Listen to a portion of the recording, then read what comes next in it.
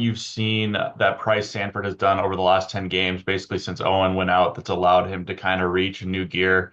He's averaging 10 points per game and he's plus 23. I believe he leads your team in plus minus over the course of those 10 games since you lost Owen.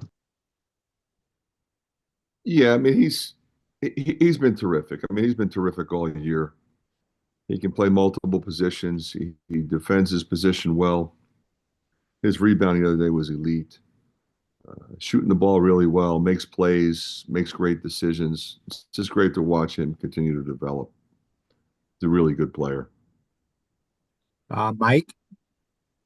Fran, there are a lot of teams that in your position Sunday would have maybe uh, not been so enthusiastic. Clearly, watching it on TV, it meant a great deal to them. Can you describe the feelings afterward? You know what, Mike? They have been like that every game all year, and I think you've seen that as well.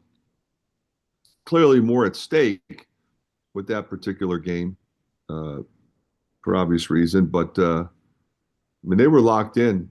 But I've been proud of them all year in that regard.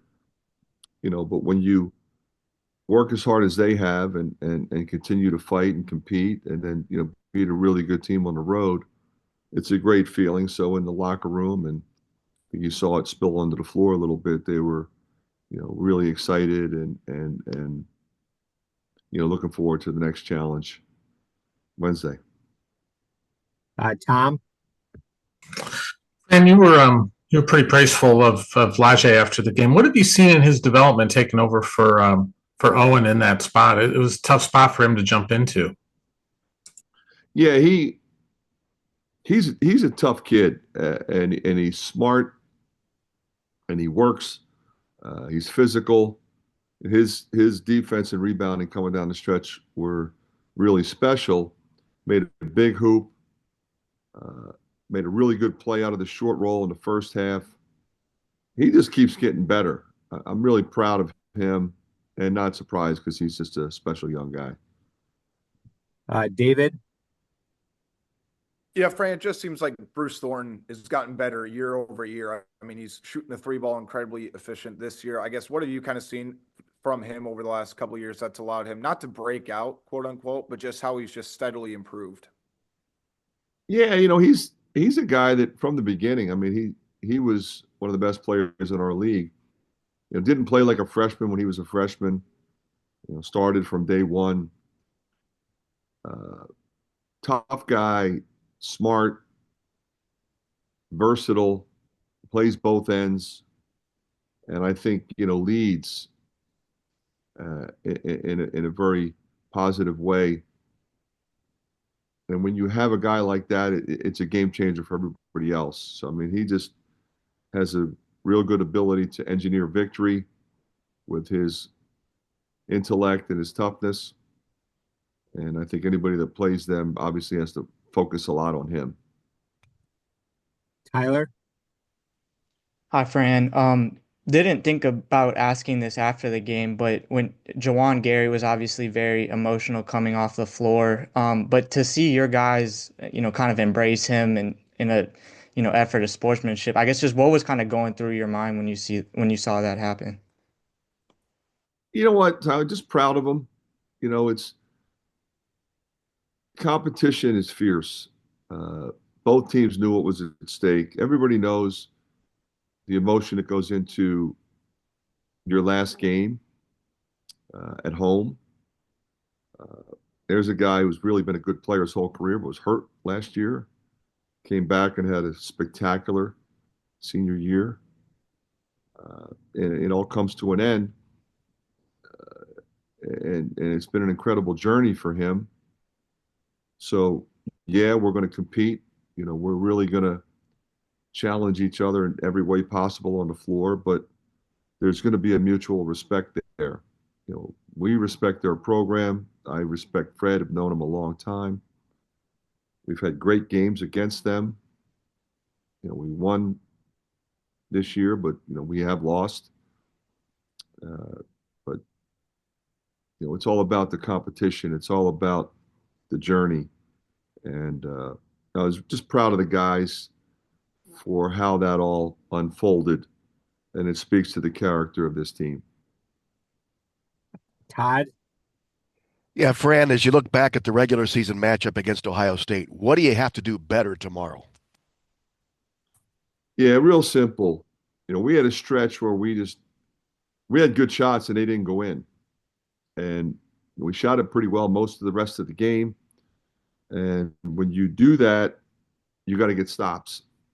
And it's hard sometimes because if you miss 4 or 5 possessions in a row, they might run it on you and get some easy baskets or some open threes. And that's when it got away from us a little bit. We didn't shore up our defense when the offense was not making shots. So we've got to make sure we consistently move the ball, get good shots, get our defense back. Mike? The last time one of your teams played in Indianapolis was obviously a great day for the program. What are the lasting images or memories you have from those 4 days? That was a special team in terms of versatility, intellect, and toughness. Special group to be a part of, but incredibly professional approach, Mike. I mean, just locked in. Win 4 games in 4 days against 4 really good teams. Beating 2 teams from Indiana. Had leads, lost leads, came back, and closed out games. That team was really good at that. Bohannon and Connor in particular with Keegan. You think about the guys on that team, Philip and Chris. I think back to that team and how special they were together. Joe Toussaint was great. And everybody contributed. I think Joshua Gundele was terrific in the championship game. It's just Peyton Sanford was huge. He was only a freshman, and he was so good. It was fun to watch him develop there. And that's, I think, your hope as a coach is to get a team that knows and understands that. How to stay together, how to stay in the fight when things are going, the other team's on a run or we're on a run. How do you manage the clock? How do you manage the game? Do you understand the anatomy of the game? You've heard me say that a lot. And those guys understood that extremely well. All right, 2 more questions, Coach. First is Tom Kakert. And I think I know the answer to this, but I know you were going into this planning on 5-5 and getting the NCAA tournament. But in the event that doesn't happen, do you guys anticipate playing in one of the 2 postseason tournaments? And do you know what that selection process is like now with the Crown in that mix? Yeah, I would expect us to be playing for sure.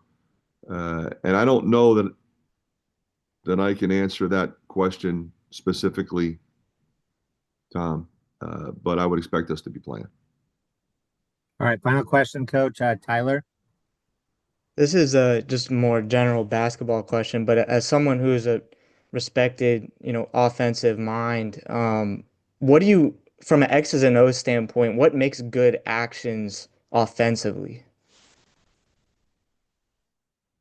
Well, there's a number of things, starting with 5 players who are committed to winning and understanding that we're going to try to move the ball effectively to score.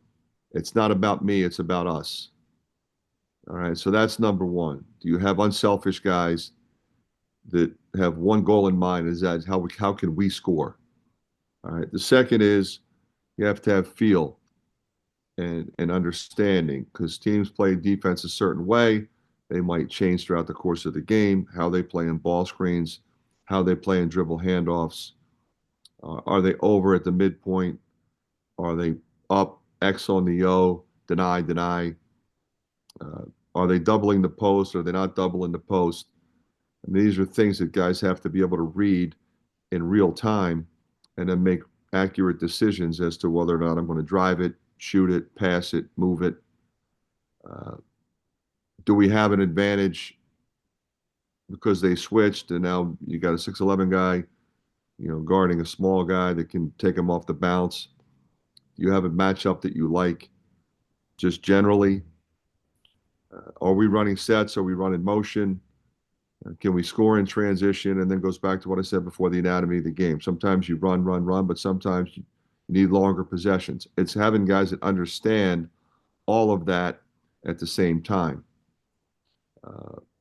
There's always action away from the ball. Are you reading the action? Are they switching? Can we slip? Can I keep it?